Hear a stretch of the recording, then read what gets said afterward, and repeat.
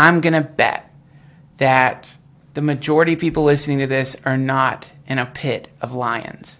And if they are, that's badass. But mostly, no one's listening to this in a pit of lions. In fact, most people, they might be experiencing some kind of turbulence in their lives, but it's more rare for some kind of violent thing to happen to a person. That's part of the syndrome, is me using that metaphor. Right. Because we go, oh, you could end up in a pit of lions if you don't. You'll end up, but really, but this is why they call this a practice, because you're practicing. So instead of waiting for the pit of lions to see what you're going to do, you start taking the moment that you're in right now.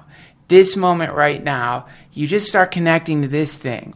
And then the idea is that when the pit of lions comes, which is usually not a pit of lions, usually it's a doctor or a phone call, or it's usually not a pit. It's usually something that's far less beautiful and mundane.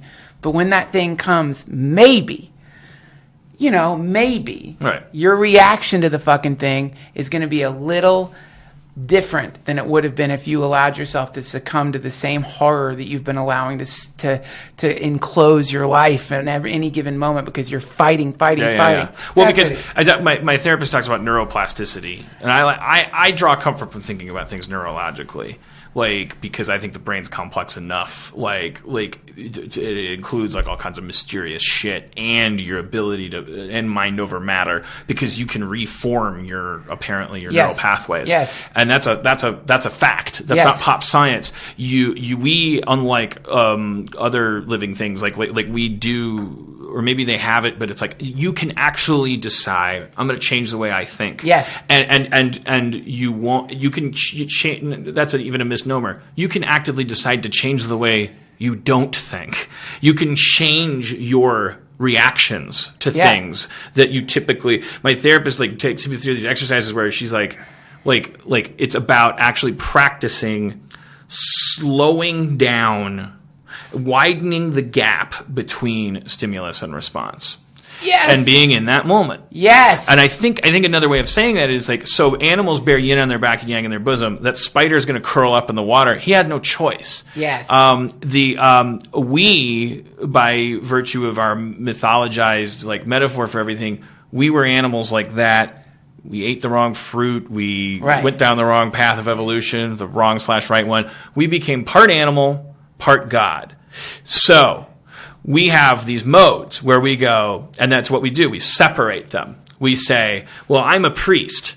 I'm mostly God, so I'm not married. Yeah. I just every once in a while fuck a little boy. Yes. Because I have an eruption, and I deal with that theologically. Everything's about distinction, right. Separation. Well, I need to quit smoking. Yes. I'm not smoking. I'm a slave to smoking. I need to buy the right product. Yeah. We have spiritual moments, and we do things for good reasons, and we give to charity, and then we separate that entirely from I have to do this. I have to do this. I have to do this. Yes. Both things are wrong. Both things fail. Things that are done for pure animalistic, hedonistic reasons.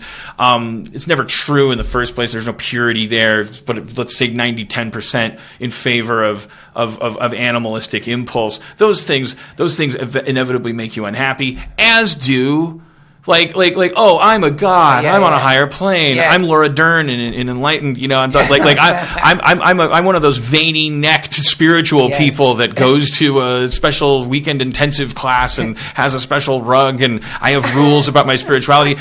Your animal instinct comes into your power yoga class. It comes into your shrine organization. It comes into everything.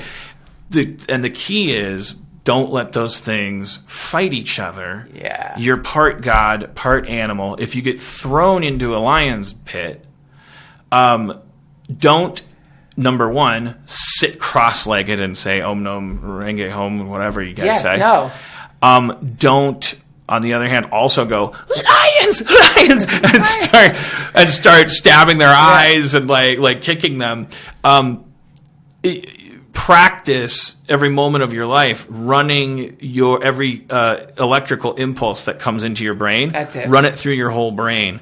Don't funnel Oh shit, the power went out. Time for me to panic. Oh shit, this person reminds me of my mother. Time to get angry. Don't funnel everything through awareness. It takes nanoseconds longer to do that, and you can't do it without practice. Because it's just like, and I don't know, I haven't done it yet. I keep telling my therapist and my chiropractor that I'm doing these exercises, and I'm not doing them. You're circling in on the goddamn thing, man. You